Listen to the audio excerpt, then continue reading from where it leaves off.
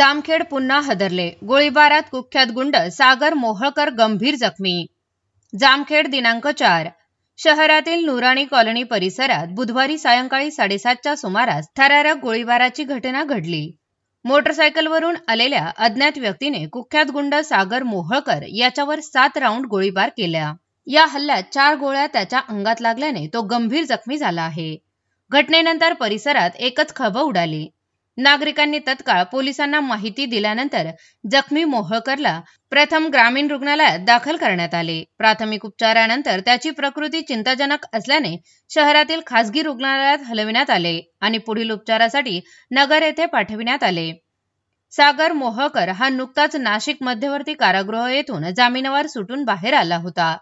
त्याच्यावर खुनाच्या प्रयत्नासह भारतीय दंडविधान कलम 307 नुसार अनेक गंभीर गुन्हे दाखल असल्याची माहिती आहे. 2 दिवसांपूर्वी त्याच्या वडिलांनी त्याच्या विरोधात जामखेड पोलीस स्टेशन येथे एनसी दाखल केली होती. परिसरात त्याची दहशत असल्याचे बोलले जाते. गोळीबारानंतर रुग्णालयाबाहेर मोठ्या प्रमाणात गर्दी झाली होती. पोलिसांनी घटनास्थळी धाव घेऊन तपास सुरू केला असून हल्लेखोरांचा शोध घेतला जात आहे. शहरात कायदा व सुव्यवस्था अबाधित ठेवण्यासाठी पोलीस बंदोबस्त वाढविण्यात आला आहे. या घटनेमुळे जामखेड शहरात तणावाचे वातावरण निर्माण झाले असून पुढील तपास जामखेड पोलीस करत आहे.